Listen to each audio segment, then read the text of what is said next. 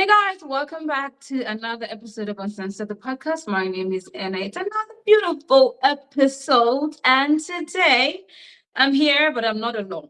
Okay, I'm here with someone very important. Breathe, breathe, girl, breathe. It's fine. It's fine. Her name is Shofolu Gbeminiyi. She's also a contestant for the Miss Face of Humanity Nigeria 2024. You guys remember, I told you this is something you don't want to miss out on. Okay. So we had Gbeminiyi here today. And like I always do on this podcast, I like people to introduce themselves because who can best introduce herself than the person, right? You need to hear from the elephant's. Is it the elephant's voice? No. From the, what's that thing they say again? Horse's From mouth. the horse's mouth. From the horse's mouth. Yes. Can you imagine, guys? Yo, it's crazy when you just like when you're in the exam hall and then you forget a particular spelling just for the sake of it. You can imagine how crazy that is. Yeah. So yeah, let us hear from the horse's mouth. So Gbeminiyi, please give us a brief introduction of yourself. Hello, Ine. Hello, everyone. It feels good to be here. Thank you for having me. Yes, so Shofolu Gbeminiyi is my name.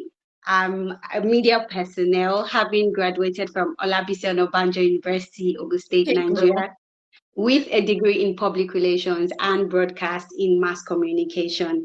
Two scenarios in my life shaped my, passion, fueled my passion for this advocacy of quality education.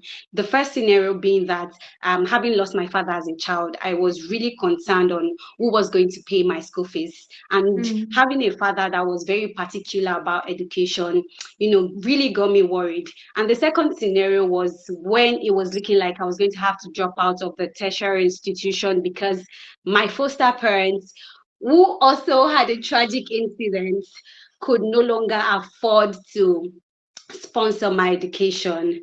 But fortunately, everything went well. I did graduate. Here I am today. But then this actually got me thinking, how many children, how many persons and individuals were going through what I was going through, or we're going through worse.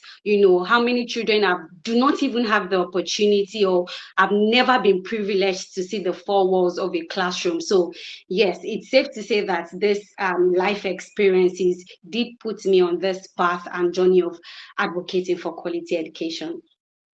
Girl, I'm so excited for you, and I'm sorry about your parents. Thank you. As someone whose dad was, my dad would always call me before he passed. My dad would call me my English woman. As someone whose dad also was very particular about education. He made sure that his children went to school. I can completely understand. I may not necessarily Thank understand you. how scared you were, you know, Yeah. about not finishing school, but I'm so excited and so happy that you turned Thank that you. around, and now you are here thinking about other children who might have been going through or are going through something similar as what you went through. Yeah. That is power, honestly. And Thank girl, I'm excited for you. I'm excited for you. Okay, so you. today's topic is quality education and its role in preserving humanity. But before I delve into all of that goodness, let me ask you why, because there's so many other pageants around, there's so many other pageants out there. Why Miss Face of Humanity Nigeria? Yeah, so like I said during my auditions, when I was asked why I wanted to compete for Miss Face of Humanity Nigeria, it wasn't because it was like every other pageant. I needed to understand what the organization represents, what they stand for. And I came to the realization that this organization is actually in alignment with my own values, my own belief as a person. And it was really, really exciting to see that this year's theme, is the shining star of compassion. And every girl wants to be a shining star, but of compassion. Yeah, so having a full understanding of what the organization represents, both nationally and internationally, it was the it factor for me. I knew this was what I wanted to do. Yes. Okay, interesting. Every girl is a shining star. Girl, you're a shining star, honestly. Just the fact that you are out there and your heart is out there for people and you're looking for ways to improve people's lives already puts you on that spot. So Yeah, yeah, you go, thank girl. you. Good one. So what's coming to the topic at hand? What do you think quality education is? So quality education is it's a basic understanding. It's a medium through which you can impact people, let me say children, persons and individuals with the right skills, the right knowledge, and the right values needed for not just personal growth, but on a professional level, which can help to enhance socio-economic growth. And when an individual is, when one possesses this quality, and such a society in which that person dwells, probably you have more persons like that, then definitely you would have that society grow, you have that society enhance. So quality education, the role of quality education can never be, belittled. Yes. Okay. Yeah, I like that you say that because to be honest with you, I don't know if I can say a bigger part of Nigeria we got quality education because think about it. When you when I finished from UI, the University of Ibadan, and then I traveled out to go do my masters, and then I realized, yo, what's happening? Did I not go to school? Like it's like, Mhm. did I not go to school? Because I don't understand what's going on here. Yeah. So yeah, it's important that we have quality education. So what do you think are some of the positive examples of how quality education can impact a community? How can it positively impact a community? So, just like I said earlier, when you have quality education, you are already being imparted. And quality education has a way of bringing out hidden talents. For example, you have a school where they have just the basic amenities, right? Probably just the writing materials. But then you have, okay, so that's a school with education because when we actually check the numbers, we can have 88% or 80% of people in school, but you will be shocked to find out that just probably 30% are actually having quality education. So going to school, getting education does not basically mean that person or an individual is getting quality education. So when you have like I was trying to give my example, and then you have another institution with computers, with technologies, with labs, that way a child learning in that kind of environment will definitely do better. You can tell you can tell the path that child will, be successful in life compared to, the other child who is just going to school and probably does not even have adequate teachers to teach them. So when you have the role of quality education in a society, so when it brings out the talent of individuals, it helps to grow the economy. It helps to tackle the number one problem of even lack of quality education, which is actually poverty. So let's say the number one problem humanity we are facing as humans is poverty. So having a society with a vast amount of people that are well educated will help to bring about solutions. I mean, these people will be fast thinking, these people will be creative minded, they can think of solutions that will help to not just eradicate poverty, probably bring about solutions to environmental problems. It's just a whole lot of things. You cannot limit what they can do because their mind is already opened, they are already experienced. Yes. Thank you. Okay. Okay. What I hear you say is you say that so for instance we back then when I was serving I was serving in this particular school where I cannot really call it a school because Right. uh nah, we cannot call that a school because compared to the quality of education like we're talking about Mhm. that someone in a school that is fully fitted with equipment and all of the things that people need Yeah. to, improve themselves as human beings. We cannot call that school. So what I hear you say is, when you have quality education, you can improve your community. You Yes. can, in a way, lead a better life, right? Yeah. And also bring up solutions that can help eradicate poverty in that community, Community. Yes. which, like you said, is one of the most important issues we're facing right now as humans. A lot of people are going through it, especially right now in Nigeria. Yeah. People are going through it in that country. So, in your opinion, how can quality education promote gender equality? Because whether we like it or not, it is a very important topic, and it's something that I think in a way affects humanity, right? So how do you think quality education can help eradicate gender inequality? Or how can it positively affect the issue of gender equality? Okay, so when we are actually talking of gender inequality, that's a whole topic on another level. And Mhm. if we want to be very realistic, when it comes to gender inequality, it does not start with a child or a current generation. It starts with the parents.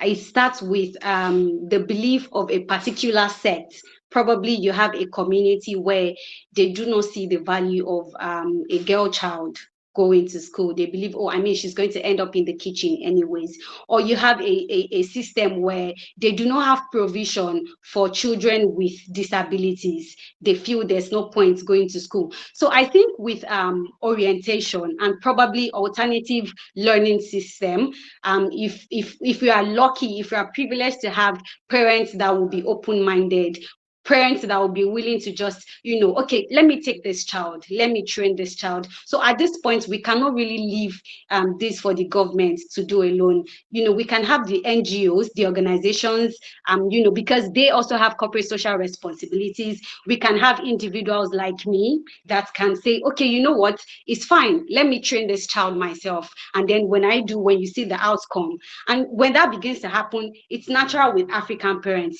They begin to brag about that child. And then little by little, change doesn't just happen overnight. It begins Not at all. just gradually, gradually, gradually. So Yeah. when we can start with just one person, with two persons, if, for example, I do it, someone else does it, an organization does it, an NGO does it, before you know, you are able to address that issue in a community. Because, like I said, gender inequality actually starts, it's like you have to brainwash, or should I say unbrainwash, a family from their belief. I don't know if you understand what I I'm get saying. what you They said. already believe that this is what this is. So you have to find Mm. a way to actually brainwash them, or if they've been brainwashed, you have to unbrainwash them for them to believe. And when we are able to do this, and it's just going to help solving the issue of gender inequality. But realistically, like I said, it's not going to just happen overnight. It's going to take time. Yes. Okay. Okay. Like you said, like you already mentioned, the issue of gender equality is vast. Even if we start talking about it today, we're probably not going to end. Yeah. So yeah, quality education is important, because for me, I don't think quality education is only about schoolwork, right? Mm-hmm. We need to be educated in different areas of life, different Yes. aspects of life. So quality education is not just about going to school and Mm-hmm. doing schoolwork and all of that, right? So it's important, and I think, like you said, it starts with the parents and it starts from the home. If that is not done, then Mm-hmm. we most likely are not going anywhere. Most likely not going Yeah. anywhere. So how does quality education influence the development of critical thinking and problem solving skills? So that can be done through numerical calculations. For example, you're given a mathematical problem to solve. You can tell a child, who would be very good in, thinking fast, solving, numerical aspects. Not just numerical, you have the literacy aspect. From schooling, you can tell a child who is going to be very good at expressing themselves, giving their opinions, giving advice on how a situation should go. So quality education just as a way of bringing out what an individual is capable of. So when you discover what that person is capable of, you can help develop in a proper working system. You can help develop that child, and then that child can proceed into being, a critical thinker or a problem solver, and things like that. For example, in a school, you have the arts department, you have music, you have ballet, you have the lab sciences. All these things are just, they are just there. You have the sports facilities. Why? Because that education system is actually there to help. You can have a child say, oh, I want to do this, I want to do this, I want to do 10 things at a time. Why? Because that child is trying to find out what he or she is very good at.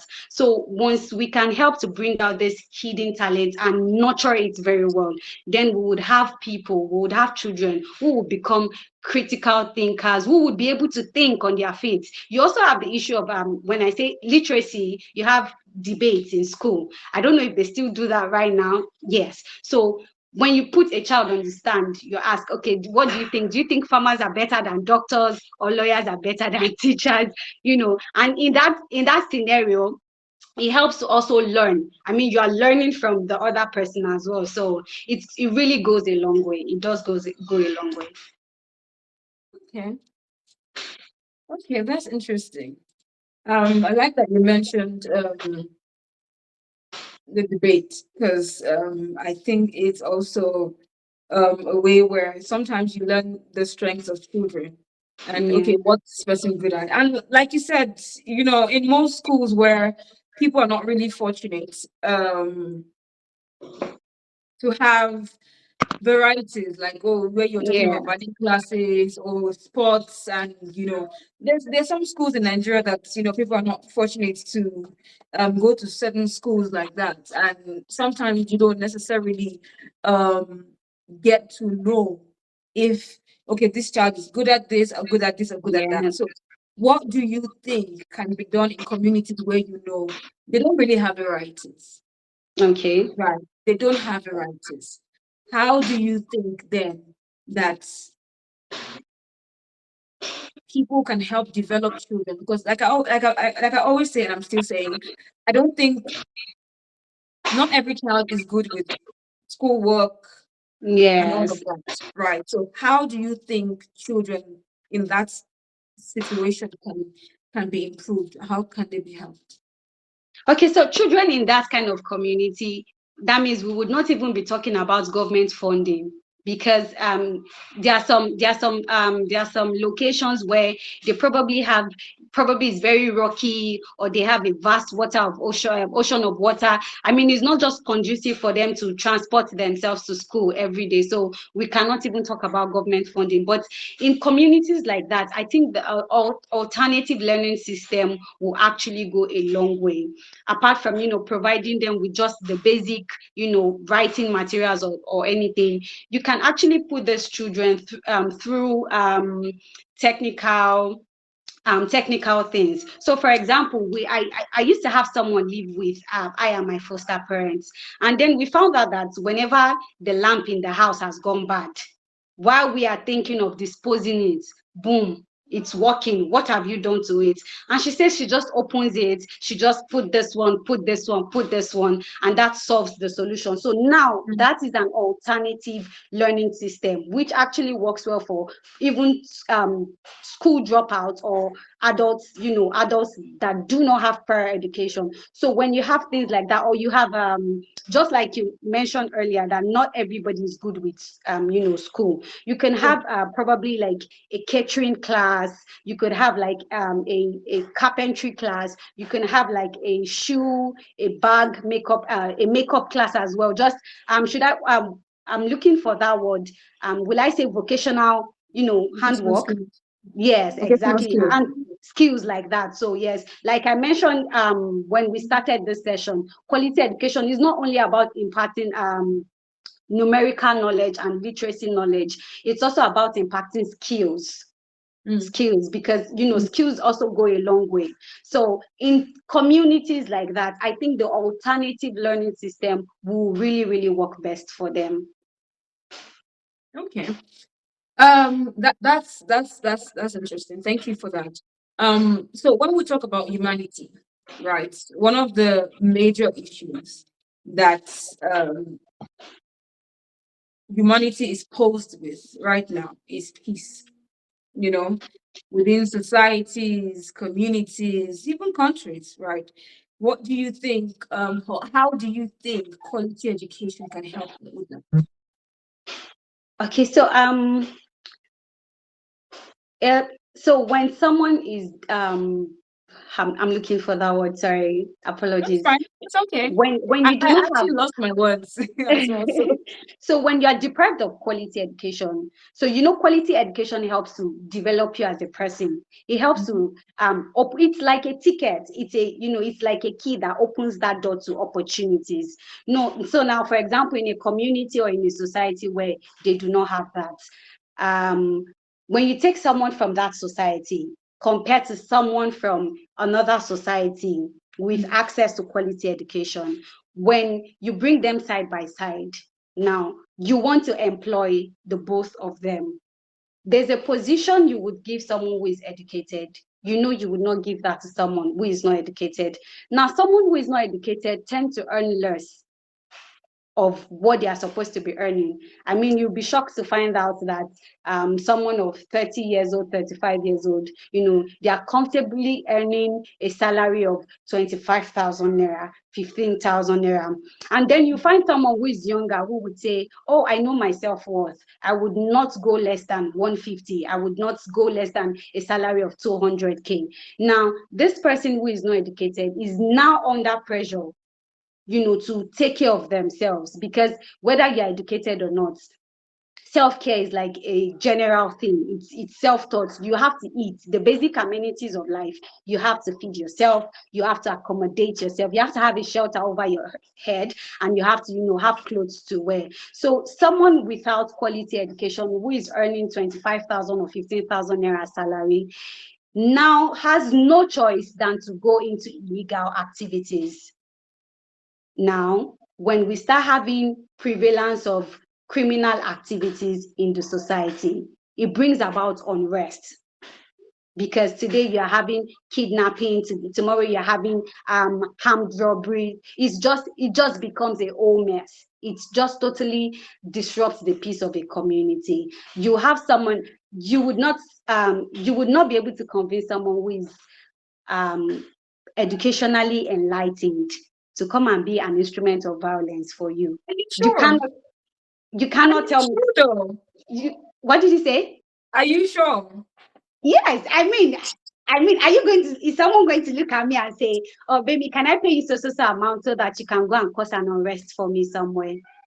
Because you'll be shocked to find out at the end of the day, when you ask them, oh, how much are you paid? They'll tell you they were paid 5,000, 10,000. So let me give you a scenario which I experienced during the NSAS protest. Yeah. So I was currently here in the Federal Capital Territory. I was living with a friend of mine who is a northerner. She's from the northern states. And, she decided to ask, we saw this group of, men in a truck, and she was conversing with them, and she was asking them, where are they going to? And they were saying, oh, they were going to go and cause trouble somewhere. And she was like, well, I said, oh, they paid them to hijack the protest. And the shocking thing was like, how much were you paid? And they said 1,500 naira. We are not even talking 5,000 naira here. We are talking 1,500 naira. So someone who is properly educated, I mean, you would not look at them and say, oh, take this cutlass, oh, take this gun, oh, take this. So when a society is very devoid of lack of quality education, there is no way. The crime rate is going to be touch not. The unrest is going to be a mess. The illegal activities is going to just keep skyrocketing every day and every day and every day. So now that is why it is being said, that there is no nation that can function without a proper education system. Same way, there is no proper education system that can function without the support of a nation. So this thing, it goes hand in hand. I don't know if you understand me. You see, you cannot separate quality education and human preservation. They're like, you know, conjoined twins together. In order for you to have quality education, you have to have a government that is ready to put policies in place. And in order for you to have a country that is working, a country that is, peaceful, you have to have a quality education in place. So I feel like if this thing is actually properly addressed, it would really, really reduce the crime rate and the unrest, and it will bring about, it would help to foster peace in the society and the nation as a whole. Okay. I agree with you, but when we're talking about unrest, we're not only talking about banditry. You know that, right? We're not only Yes. talking about banditry and people they pay, like like you said, Yeah. which is insane, by the way. 1,000 naira that would most likely not even do anything for you. Um, we're not only talking about those people. You know that. We're talking about um armed robbery. You can't tell Yeah. me a person who is an illiterate, like a complete illiterate, who has not gotten like quality education, can they are the only ones who pull off, bank robberies and things. You have to be really smart to do that. You know that, right? So when Yes. that's why I was asking, like, are you sure though? Because I know that there are people who are um highly intelligent, who have gone to school, um that still do these things. They go for robberies, they kidnap people. But I understand where that comes from, right? It's not just about quality education. It's the fact that when the country doesn't, which is not an excuse.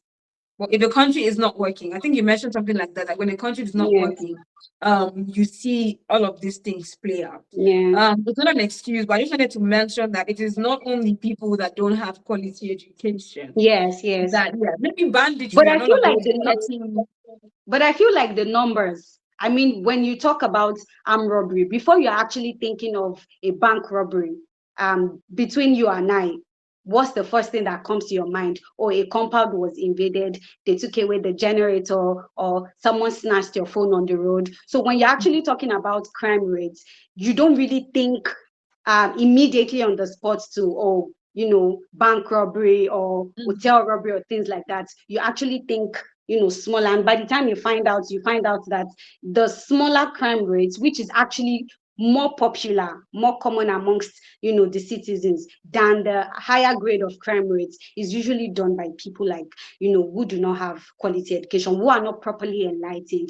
Because just like you mentioned, education is not all about school. You need to be educated. Now, when you are educated, it is easy for you to be open-minded and to be properly enlightened. It is easy for you to it is easy for you to make decisions, quality decisions that can affect your life as a person and that can affect the society you belong to for good.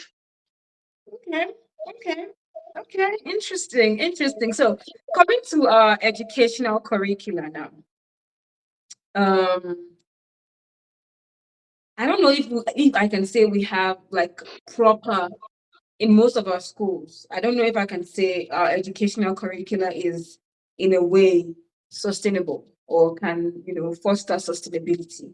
How then do you think that it can be improved to better integrate principles of sustainability? Because to be honest with you, I'm doubting it. But how do you think we can do that? Okay, so you mentioned something earlier about not everyone has the opportunity or privilege to go to a British curriculum school or go to an American curriculum school. But you Yeah. know what I believe? Just like we have the basic amenities of life, which is food, clothing, shelter, I believe the same thing applies to education. Now, Okay. for every school, you go to a school, they don't even have, you'll be shocked to find out that some schools are still using chalkboard. They do not even have a marker board. That is one. You go to a school, the pupils are sitting on the floor. They are Yeah. probably seated on the fence, or they have to stop class because it is raining. So to attain sustainability, I think we should focus on the basic things first. And I don't think a sporting facility is actually too much for a basic thing. For every government school, you will definitely have an open field. I don't think I have seen a government school that does not have an open field. You can have a part of that open field set aside for football, just and set aside for sporting activities. I think that's like the most sustainable skills,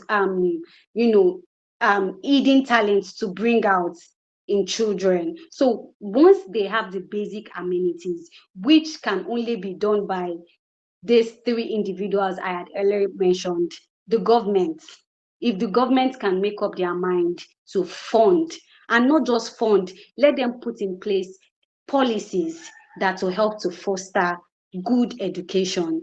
Because when a school or a society or a community lacks proper funding, it now leads us to the problem of inadequate teacher. You will see a teacher that cannot construct a sentence well. You'll find out that that is the English teacher or that is the literature teacher of such a school. So government not funding, it leads to just all sorts of problems. But then the honest truth is, if we are going to leave everything for the government, we Not both anywhere. know that we will not be getting anywhere. I gave example earlier. Every organization has a corporate social responsibility. As bad as a community is, you'll find out that there's a mining spot somewhere. You find out that there's a factory somewhere within that community. You find out that there's a water making factory. I don't know if you understand me. You Yeah, find I an do. organization, these so-called undeveloped places, you always find an organization there. And now, when we have a working system, there is no organization that would exist in such an environment that would have the guts or the nerve not to carry out their corporate social responsibilities. I don't know if you get my point. So when we Yeah. have organizations being intentional about their corporate social responsibility, probably by making donations, and not just to the schools alone, but to the alternative learning schools as well, it would go a long way. When we have individuals such as you and I, willing to take up one child, willing to take up, because at the end of the day, how much is government school? How much does a government school cost? I had someone reach out to me once. I'm not saying this to brag, apologies. I'm just saying this to give a realistic example. I had someone reach out to me and say, her daughter, is not going to. I was just asking after the kids, and she was like, "Oh, she's not going to school." And then she was supposed to be in SS3, that's senior second. That's is it the WAEC living school? To have your living school Certificate. certificate. And Yeah. then I asked her how much was the school fee for a government school. Now, according to research, this government school is one of those government schools that actually works. I mean, you send your child to that school, the child can compete at least to an extent with another child from, an American or a British curriculum school. The only Yeah. difference would be probably the extra classes, the dance classes, the karate classes and things like that. Yeah. And then I asked her how much was the school fee, and then she was like, "Oh, it's just 86,000 naira." I said, 86,000 naira per term? She said, "No, 86,000 naira plus WAEC plus NECO." And I'm like, I was like, that's affordable. And then, she also told me, "Oh, we have the privilege of paying instrumentally." I'm like, for that cheap amount, we have the privilege of paying instrumentally. And then I decided to take it up on myself. Okay, although it's actually affordable, but I have personal projects. I'm like, oh, this should not be the reason. I felt really bad because I said within myself, this is something I would use to do something that would not, I don't know if you get my point. I'm trying not to Yeah. say something. Yes. So I felt really bad, and I'm like, no, no, no, no, no. the school fee is not 200, it's not 300,000. So this girl Yeah. cannot be out of school. So imagine me doing that and doing that. Sorry about that. And doing that for not just her, someone else is doing for someone else is doing for someone else. I think this is the best way to tackle these issues, and this is where our humanity comes in. If I want a society, see, what I actually like to tell people is that in life, if you decide to be not compassionate, what you do not realize is that you are doing yourself more harm than good. Mhm. If I'm comfortable in a society that is not progressing, oh, I think I'm going to progress. I probably have the money to travel out and do other things. But when these people around me, when they begin to engage in illegal activities, who is their first point of contact? It is not the president at the presidential villa. It is not the Yeah. governor at the state house. It is I residing in that same community, that same environment with them. So Mhm. when we learn to think beyond, just ourselves alone, when we learn to understand that we are part of a society, we have a huge role to play, we are humans, we are social beings, it would help us to understand that we should not leave the government alone to do all these things. So government aside, although number one on the problem solving situation, I believe organizations, NGOs, and individuals should actually take up this challenge. And like I said, we will get there. It might take time. It's not going to happen overnight. It might be a baby step, but we will definitely get there. Yeah, definitely. And I like the fact that you mentioned, because what exactly is humanity about if we are only considering ourselves, right? And like you mentioned, which are very wise sayings, by the way, that if you think you're the only one progressing in your community, by the Mm. time those who are not progressing decide that, okay, we want to get in the streets and we need to feed ourselves, they're coming to you. Nobody's Yeah. going to, Asha Rock. Nobody's going to the government. Yes. Everyone is coming to your house. They're coming to Yeah. feast, feast on you. So yeah, I Yeah. like that you mentioned that. I was supposed to ask this earlier, but since you already were already in that line of conversation, let me ask you, like, I particularly think that when a person decides that, I want to go into pageantry, or I need a platform to do whatnot, I expect that before you get the opportunity to even be on that platform, you're already doing something, right? You're already doing something along the lines of, or in the field of what you love to do or what you're passionate about, which in this sense is education, right? Mhm. Quality education. Um, what have you been doing before now? What would you say you have been doing in line with your passion? And what do you hope to do now that you are getting this platform? Because, everybody wants to win. So let's say I'm putting it in the air for you, as in the space of humanity, Nigeria, what were you doing before, and what do you hope to do on a bigger platform? Okay, so before platform or no platform, I actually have things like I mentioned earlier, sending a child to school, or that's which I really also always don't like to talk about. Yes. So If it's something that you're doing, if it's something you're passionate about, talk about it. It's not bragging. It's what you're okay. doing to also help people in your community. That's fine. And then I there was a time I used to, I visit schools. You still mentioned something that's, is all up in my head. Education is not about mathematics and English. I go to these schools to talk about life situations, because I believe that is what education should be all about. It shouldn't be about the books alone. It should be about the emotions, the mental awareness and a whole lot of things like that. So I tend to look at the challenges faced by children that season, and I go to these children and I tend to have this conversation with them. I remember there was a time I visited this school. It was a well-equipped school, because you will not focus on the government school or the less privileged, and at the same time ignore the privileged ones, because the honest truth is that we always have to find a balance. You mentioned something earlier saying for someone to actually engage in a bank robbery, the person is not dumb. The person does have good education. So Mm. I do not focus on children who are less privileged alone. I also focus on the privileged children as well. And then I went to this, I had this interactive section with this class, and the kids are not, I think the highest, the oldest of the kids will be like 3 years old. And that time it was a period where we had lots of child abuse, and then followed by human trafficking.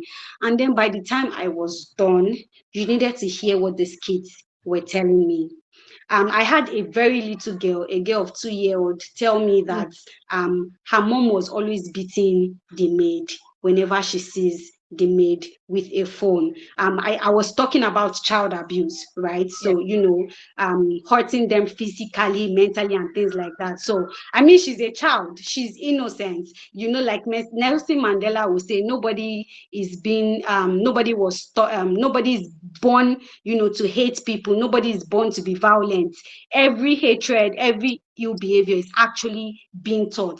So she opened up to me and she said, whenever the mom sees the maid with a phone, she would always beat and beat and beat. And this girl was saying a whole lot of things, and I was surprised that this was coming from a 2-year-old child. And I had other children tell me some things that were beyond my imagination. And all I could do was to call the school authority. I mean, they were there with me, and they promised to follow up on these issues. So not even having a platform aside, I tend to do this, help those that should be back in school, be there mentally, give advice, and nothing beats life experiences. You get Nothing. that? Absolutely. Nothing beats True. life experiences. I recently had a mother reach out to me and say, I'm actually friends with this very younger person who is still in school. And the mom said, oh, Gbemi, I noticed that my daughter respects you. She talks highly of you. And now she's misbehaving. And I feel like if I report her to you, she's going to change. And this is because whatever that girl is going through, I have gone through it. Mm. So it was just a piece of cake. It was a walkover for me to call her and tell her, don't do this, don't do that. This is how this should be done. It was also easy for me to convince the mom and say, okay, she's at this age. This is what she's experiencing. This is how this should be handled. So platform or no platform, I try to do my best. I try to do the little I can do with education or not, whether it is formal education or informal education. Yes. So now having a platform such as Miss Face of Humanity Nigeria, you and I know, I mean, we both know that Miss Face of Humanity Nigeria is not a child's play. At all. You take a look at the stakeholders, is enough for you to be on your best behavior. You have to put your best foot forward. So Forward. imagine having that kind of platform. I mean, the what one can achieve with such a platform is limitless, is endless, except you decide to be lazy. Like me, I like to say, I said, having an organization, Miss Face of Humanity have their own values. They have what they stand for, what they represent. Having organizations such as that, bringing in what I have, bringing everything together, working hand in hand. I believe that the sky is not the limit. I'm looking for the other word. The sky The is the starting starting point. point. Thank you. Yeah. It seems like we're both, it's We are fine. always It's looking for fine. words. We're in sync at this point because we're in sync at this point. So that's fine. There's no pressure, no pressure at all. Yeah. I like that you said that. And at the same time, it's because you also have values that are in line with the organization, right? And Yeah. that's why you decided, okay, this is the best choice for me. And Yeah. knowing some of the people that I know in that Mm. organization, girl, you have no choice but to put your best foot forward. You have no choice, and I like that because um let me deviate a bit from the topic. Talking about pageantry in Nigeria, it's sometimes it's just I'm like, okay, I'm not interested, because I feel like Mm. we are yet to have, which of course we have now. um I wish we have more organizations like the Space of Humanity Yes. Nigeria organization to um improve, boost our pageant Yeah, industry. Because yeah, I know for a fact that you guys are in for something. yeah, I don't yeah, envy you people. I don't yeah. envy you guys because you will work and you have no Yes, choice yes, but to work. You're not just gonna say, okay, this is what I want to do and not do it. So that's good. And I mm, appreciate the fact that you're doing your own, you're playing your own part in your yeah, community. Like you said, whether it's just speaking from experience and talking to someone based on the things that you've experienced and seeing that this person is going through the same thing, yeah, it's important. Like we've said, so many times in this conversation, that education is not just about mathematics or English, yeah. Or or English, yes. there are real life experiences and real life situations that you cannot, you know Underplay. you cannot downplay it. You cannot Yeah, downplay it because these are important. So yeah, thank you for playing your part, and I hope that you continue to do I'll that. try. I By hope God's grace. you don't stop. And please don't be shy to talk about the things that you have done. It's not it's not boasting, it's not pride. This is something you're doing to better your community as an individual. I think it's something to be proud about. I think it's something to speak about proudly, not in a boastful way, but speak about it, that this is what I'm doing. And if more people can join and put hands together and do that, I think, like you said, our community will be a better place. And that's also a way of feeding humanity and Mm, helping humanity. Because yeah. if you're not helping the next person beside you, then what are you doing? Right. So, talking about global challenges, in what ways do you think that quality education enhances um, global cooperation and, in a way, reduces the challenges we have globally? Because humanity is not just Nigeria, right?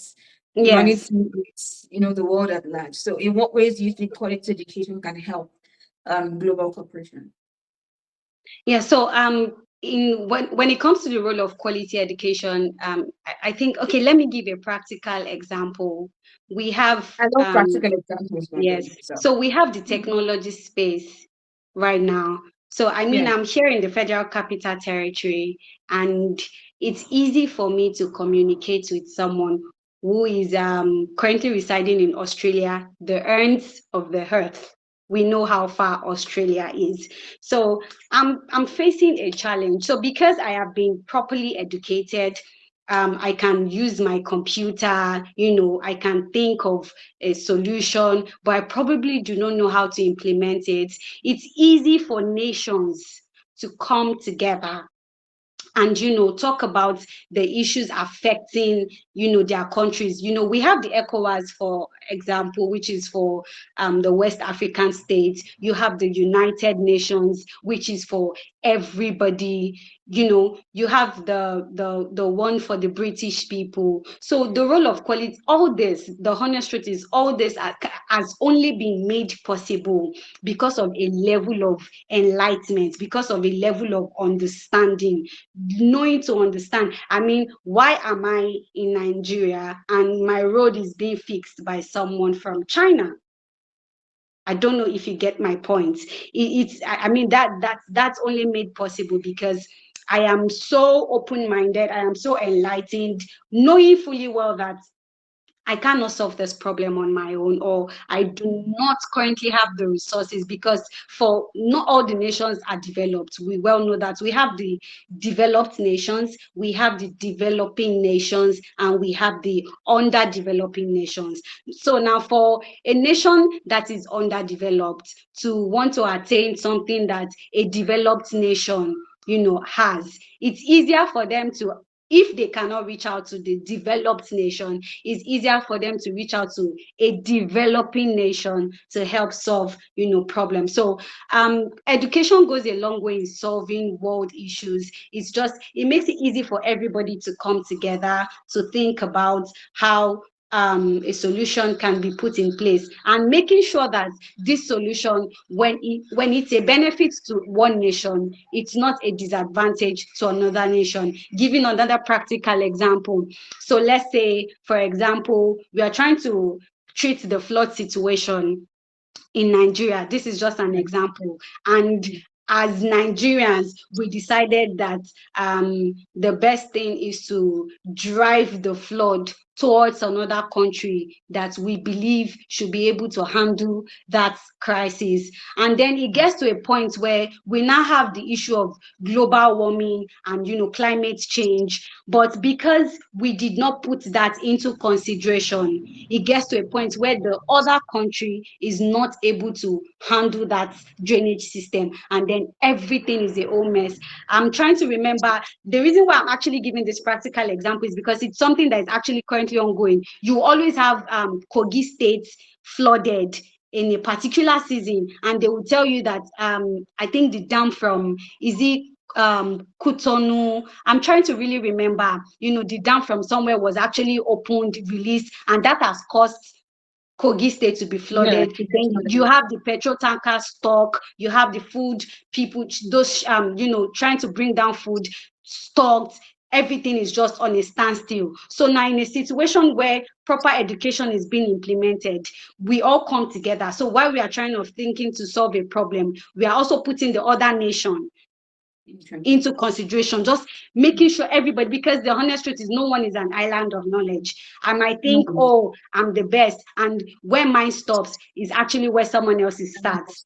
I might be thinking of this, I might be looking at something, it could be white to me, but then you are seeing it as black, and then you actually have a valid point for why it is black. So the role of education cannot be underplayed in bringing together world communities and trying to solve world problems. Okay, interesting. And I like that you gave, I like practical examples. I love stories, actually. So I like that you mentioned that. And you also talked about the likes of UNESCO, what do they call them again? You talked about UNESCO, you talked about what are the people you called now? Why do I ECOWAS. keep forgetting things? ECOWAS. You talked about ECOWAS. There was another one you talked about again. Yeah, there's one for the British countries. I am also I'm also still trying to remember. And do you think the question I want to ask is, I know that all of these organizations come together to, in a way, sort of mitigate the issues we have when it comes to poverty, Yeah. education, and whatnot. Do you think they're doing enough, though, considering the level of poverty, especially in Africa? And the fact that there's so many communities in Nigeria and other parts of Africa where people cannot access education. Considering these global organizations that we know that they are fully funded sometimes, do you think they're doing enough? And if no, if yes, how? If no, what do you think they can do, or how do you think they can improve? Okay, so if I am going to have to answer this question honestly, I do not think they are doing enough. And Oh, I would not really blame them. At the end of the day, it boils down to the government of every nation. I mentioned something about organizations not, sidelining their corporate social responsibilities. yeah. And, the governments might be aware of this and they just decide to overlook it. Oh, it's not our business. Or you find out that somebody is actually, if I can be open here, you find out that somebody is actually embezzling the funds. So True. there's this community school in my area, and I was just going by, and I noticed a library was donated to them by Switzerland Embassy, and I'm like, okay, Switzerland Embassy to this community. It was definitely not challenging for them to do that. They know they are supposed to do this. You have these organizations in your own state. You have people, you have foreigners coming to invest in your country, and you are not implementing policies that that if well implemented, it would help to boost the economy of that country, which in turn can, be diverted as funds to be used to boost the educational quality of that system. So the honest truth is, at the end of the day, it still boils down to the policies being made by the government. So I think it's safe to say it's a two-way thing. They might be capable of doing enough, they might be actually doing enough, but the citizens cannot testify to that because someone is somewhere, Pocketing the money. diverting those returns, or the government is just turning a blind eye, probably because they also have a share in that organization. The person is probably a shareholder or a stakeholder, and the person decides to turn a blind eye. So I think for this, the government of every nation is actually responsible. The lawmakers are actually, that's the job of the lawmakers, to receive complaints of the citizens, take it to the chambers and dialogue concerning these things. So at the end of the day, it's just government policies. I feel government policies is what can fix that problem. I want to agree with you so bad, but it's even though to an extent I do agree with you, but for how long do you think we can continue to count on a government that in a way benefits from its citizens or the situation of its citizens? Because you cannot tell me that the government of Nigeria does not benefit from citizens of Nigeria suffering. You cannot Yeah. tell me that, right? Yes. So Yes. with these organizations that are world organizations that are not even in Nigeria, I know that they disburse funds to different countries and different governments. What do you think can be done to make sure that all of these things that all of these organizations are able to effectively Okay. touch Like countries that we need to touch, because we're talking about humanity, right? And yeah. like you said, we cannot continue to turn a blind eye and say, okay, I am good. Any other person that's not good is their business, because at the end of Yeah. the day, we're going to be affected. So what do you think can be done for these organizations to effectively touch some of these places positively when it comes to Okay. poverty, education, like we're talking about? What do you think can be done? So I think a perfect example of that is the World Health Organization, right? And Mhm. and agencies where the government of a nation will borrow funds from, where they are probably some of the funds are being loaned. Sometimes I think during COVID-19, you have situations where the loans were being forgiven. So in situations like that, if these organizations, if they can come up with an accountability committee, where they tend to observe that, okay, we are sending this money, we are sending this relief package to so nation, and the citizens are still complaining, because fortunately for us, we have the social media. So it's easy for me to go on social media and say, oh, I am aware that the World Health Organization disbursed this social amount of money to, and so I know it's supposed to come down to my community, and we are not Yeah. getting it. So I believe that if these organizations are capable enough to disburse these funds to begin with, in a country like ours, or like poor African states, I believe the best thing for them might be to actually carry out these activities themselves. It's now going to be a contract kind of thing. Okay, you are telling the government of a nation, oh, we can only give you this money, or we can only give you this relief materials if our people are coming down to do these things themselves. Making sure. I know it's not as easy as it sounds, but Yeah. sometimes, when we want to make sure that we tackle a situation, we just have to go. Most times you always have to go the extra mile. So if going the extra mile is what is going to take to solve the situation, if giving conditions to the government of these nations that, what, we've come to realize that you're not even using these funds for what we gave you to do with it initially, we are just going to come and do this. You have people coming down to going to different countries, to do personal things. You have the royal family, for example, who recently came to Nigeria, who would go to other places to carry out charitable activities themselves. That's a form of accountability. That is something that the government cannot, hijack or hide, or I'm sorry, I'm looking for that word, or just sideline the citizens from it. So I know it does not sound as easy as I have just said it, but at least it's if it can be put into consideration, it would actually help. It would do something. Yeah, accountability is important, but yeah, I'm struggling to see that play out, considering yeah, the level of corruption we have Yes, in our yes. country and how people are not, they in that country they don't like accountability. I don't think that word I don't think that word exists in their dictionary. But I also know that there are certain organizations, like you said, we as individuals or like little organizations here and there, if we also try as much as possible to do our own quota, I think that will go a long way as well. Like you said, we cannot continue to wait on the government for everything because it's Yeah, nothing is going to be done. So yes. imagine now. I'm still speaking it into the air for you on your behalf.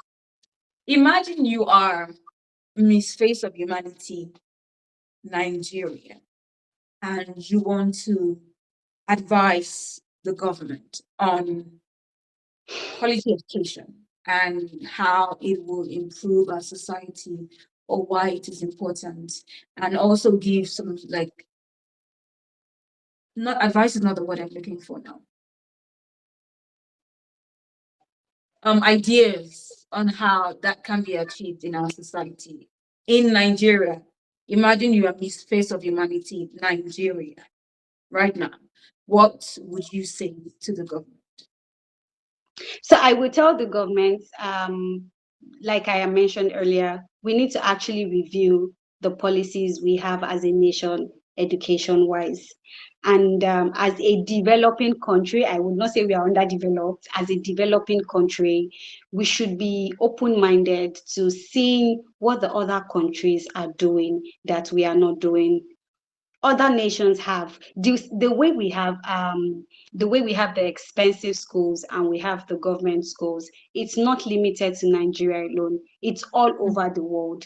But then Mm. you go to another country and you find out that even their government school is almost competing with the expensive ones here. So True, true. there's something they are doing.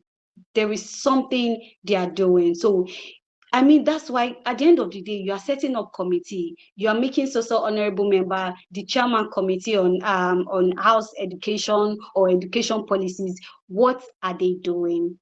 That is why it's to lessen the burden of the government. The president will not do everything. Even Everything.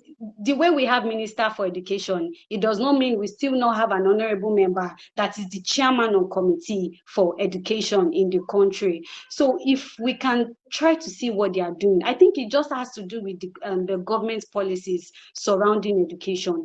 We might not be able to do it once, but just little by little, trying to start from the basic things, the basic amenities, the basic infrastructures.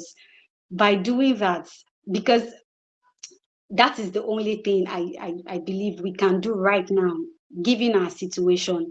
Let's be open-minded to see what other countries are doing. Let's be willing, because at the end of the day, the nation is actually, which is the present of today, is the future for another generation, for a child, and the young ones upcoming. So let's just be open-minded. If we can do what is right, that is just the honest truth. Let's be open-minded to see what the other countries are doing right. Let's see where we are missing it. I mean, that's the fun of advancement. That's the fun of technology at the end of the day. Yeah. Yes, sometimes you might not even have to go to that country. You can have a specialist probably from even there. You can have just a Zoom call or a Google Meet call, and everybody's analyzing and things like that. It doesn't have to be expensive, because if there's one thing the government, I know Nigerian government, likes to do, is to make everything seem expensive. Oh, we want to go for this survey, and you are finding even people that shouldn't be on that trip are on that trip. If the government can be compassionate enough, if they can be compassionate enough, we will get it right. I think that's just at the end of the day, everything all boils down to humanity. It all boils Mhm. down to our conscience. Because I mean, if a person or the government is not interested in the well-being of another person, we will just be making noise. You and I know that. We will just Well, we've been making noise for the we will longest be time, saying the actually. same thing over and over and over again. Nothing True. will change. So it's less for me to play my part. So it doesn't look as if, oh, you've been saying this, you've been saying this. What actually have you done from your end so far? Oh, I've been able to, experiment on this policy in this particular community, and I can see that it's actually working. So when you have someone doing, or I have actually done something that has worked, it is easy for me to convince other people to get on board, hopefully. Interesting. Interesting. I like the fact that you mentioned compassion, because I think when you have compassion for the people around you, there are certain things that you're not going to do. And another thing I wanted to add to what you said is, if only we start to put people who are passionate about the position that they are being given, Yes, yes. right? If you put a person that is passionate about where they are serving, then we would not really be having some of these conversations that we are having and these problems Having, that we're yes. having. Imagine putting someone who is not really keen on education as the Minister of Education. What do you think is going to Common. happen? Right? Nothing. What do you think Nothing. is going to happen? And so, yeah, nepotism is sitting so deep into Nigerian system that is who knows who Mm-hmm. I know and who I'm going. So it's not even, sometimes it's not even because you are qualified to be there.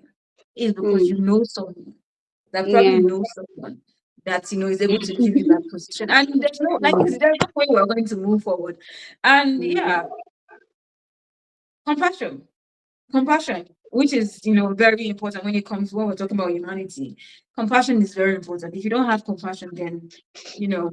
But at the same time, like you also mentioned, we need to start doing things on our own. Okay, I've tried this, it has worked. So I can advise you on trying it. You Yeah. know, if we keep talking about things like we always do, we talk about this, we talk about that, we talk about this.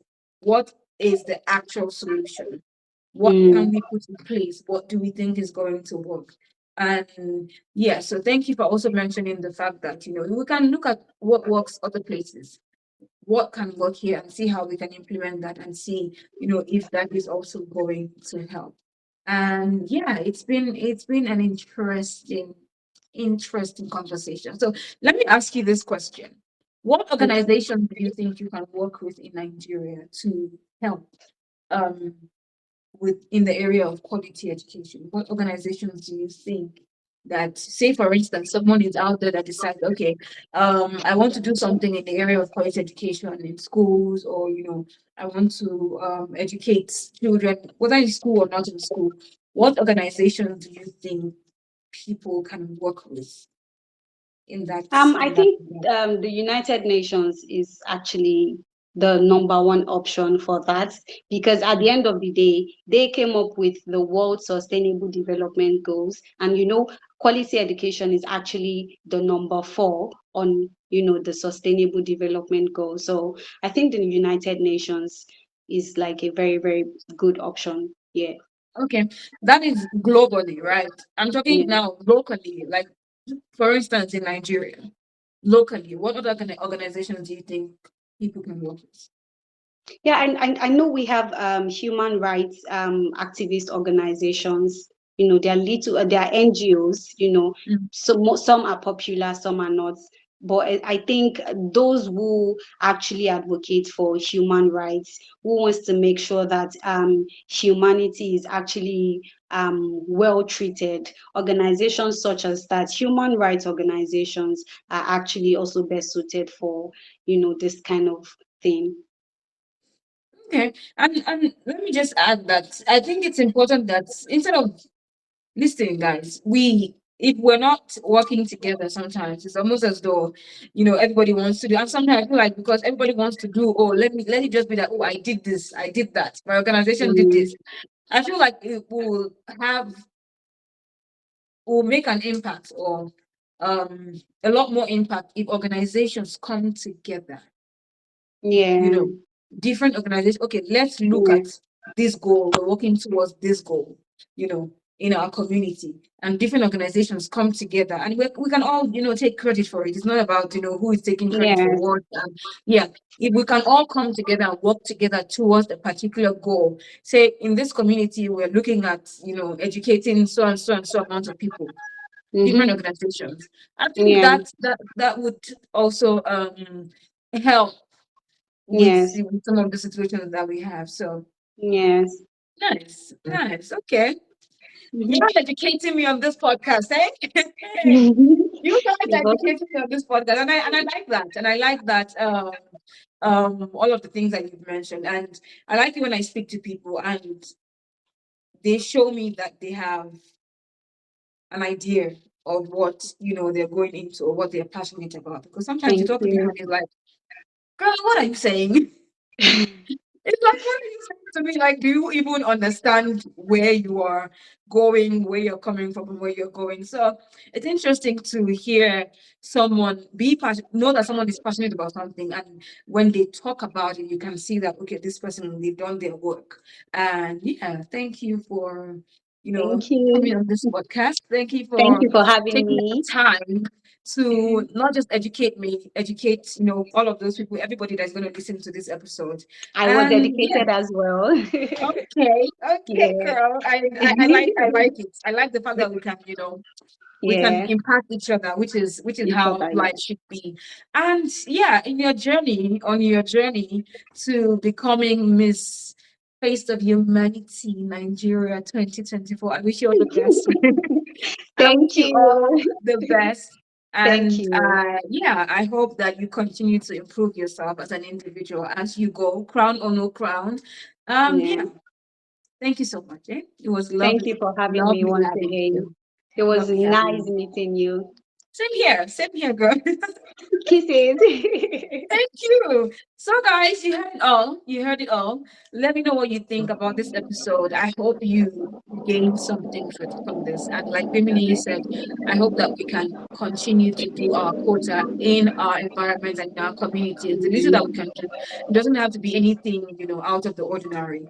You can just maybe mentor someone that is close to you and help them become better at the things that they do. So until I come your way again. I remain Ene, and this is Uncensored with Ene. Bye, guys. Bye.